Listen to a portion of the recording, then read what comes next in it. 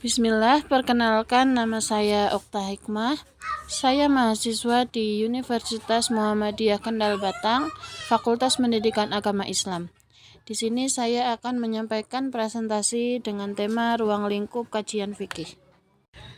Fikih merupakan salah satu cabang ilmu dalam Islam yang membahas tata cara pelaksanaan ajaran agama Islam secara praktis. Istilah fikih berasal dari bahasa Arab, yaitu faqihah, yang berarti paham atau memahami secara mendalam. Dalam konteks syariat, fikih merujuk pada pemahaman mendalam terhadap hukum-hukum Islam yang bersumber dari Al-Quran, Sunnah, Ijma', dan Qiyas. Kajian fikih mencakup aspek ibadah, muamalah, jinayah, munakahat, dan lainnya.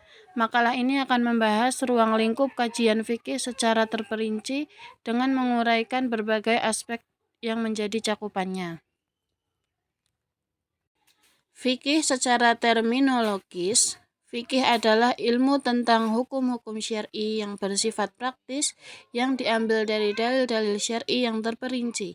Definisi ini mengandung unsur penting yaitu hukum-hukum syar'i yang bersifat amaliyah atau praktis, berbeda dengan ilmu tauhid yang lebih fokus pada hal-hal usuliyah yaitu keyakinan. Fikih juga melibatkan ijtihad sebagai metode yang memahami dan menetapkan hukum Islam dalam konteks yang terus berkembang. Pembahasan selanjutnya kita akan membahas ruang lingkup kajian fikih. Kajian fikih sangat luas dan mencakup hampir seluruh aspek kehidupan manusia. Secara umum, ruang lingkup kajian fikih dapat dibagi menjadi beberapa bagian utama. Yang pertama, fikih ibadah. Fikih ibadah membahas tata cara pelaksanaan ibadah yang merupakan hubungan manusia dengan Allah atau hablum minallah. Pembahasan ini meliputi yang pertama sholat, yang membahas hukum, syarat, rukun, sunnah, dan pembatal sholat. Yang kedua membahas zakat. Di dalamnya membahas jenis harta yang wajib dizakati, nisab, kadar zakat, dan tata cara pembagiannya. Kemudian membahas tentang puasa, ketentuan tentang puasa wajib atau puasa Ramadan, sunnah, dan hal-hal yang membatalkan puasa. Yang keempat, haji atau umroh, membahas tentang rukun, wajib haji, sunnah, dan larangan dalam melaksanakan ibadah haji dan umroh. Ruang lingkup yang kedua yaitu fikih muamalah.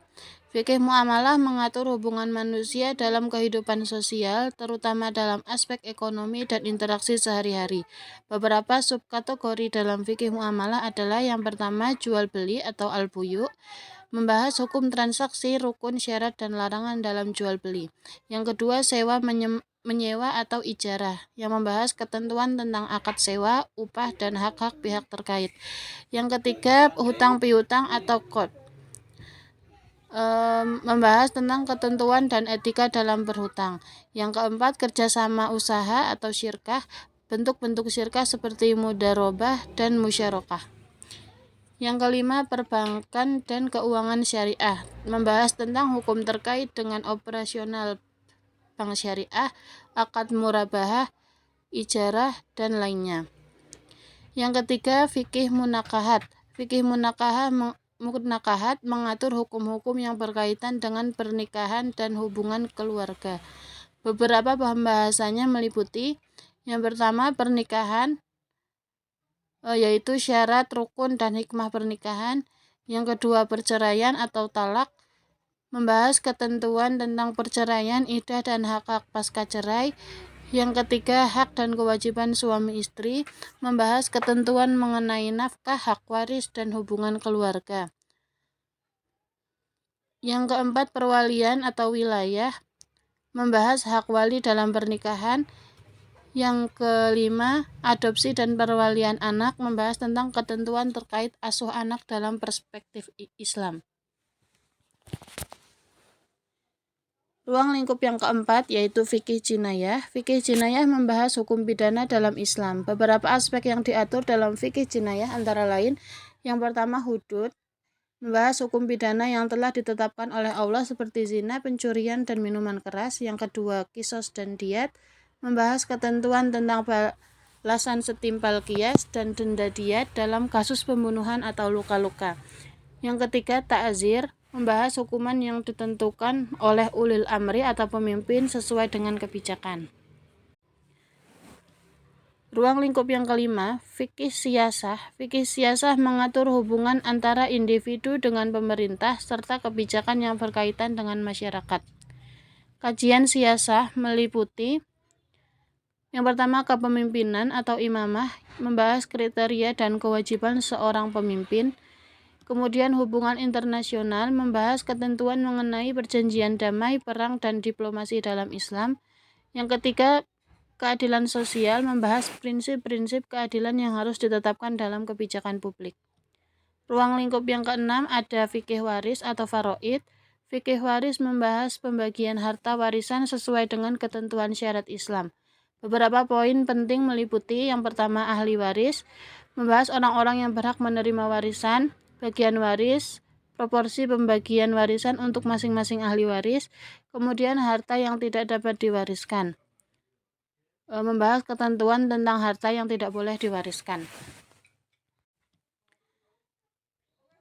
Kemudian ruang lingkup yang ketujuh ada fikih akhlak dan adab. Selain hukum-hukum yang bersifat formal, fikih juga membahas akhlak dan adab yang mengatur perilaku manusia dalam kehidupan sehari-hari. Misalnya, yang pertama ada berbicara, yaitu etika dalam berbicara dan berinteraksi dengan orang lain. Yang kedua ada bertamu, yaitu ketentuan tentang cara bertamu dan menerima tamu. Yang ketiga akhlak mulia, yaitu nilai-nilai seperti sabar, syukur, dan ikhlas. Pembahasan selanjutnya yaitu metode penetapan hukum dalam fikih. Ruang lingkup fikih juga mencakup metodologi untuk menetapkan hukum. Seperti yang pertama, ijtihad, yaitu proses mengkaji dalil-dalil syar'i untuk menetapkan hukum.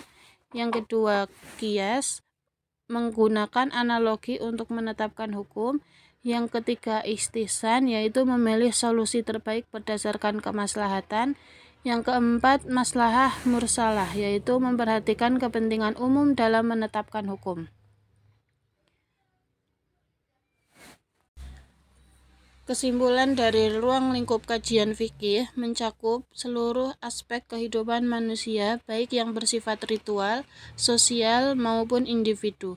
Dengan berbagai pembagiannya, fikih memberikan panduan yang komprehensif bagi umat Islam untuk menjalankan kehidupan sesuai syariat.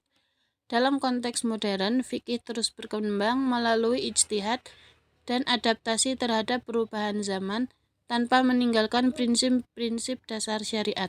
Hal ini menunjukkan fleksibilitas dan relevansi fikih sebagai panduan hidup umat Islam sepanjang masa.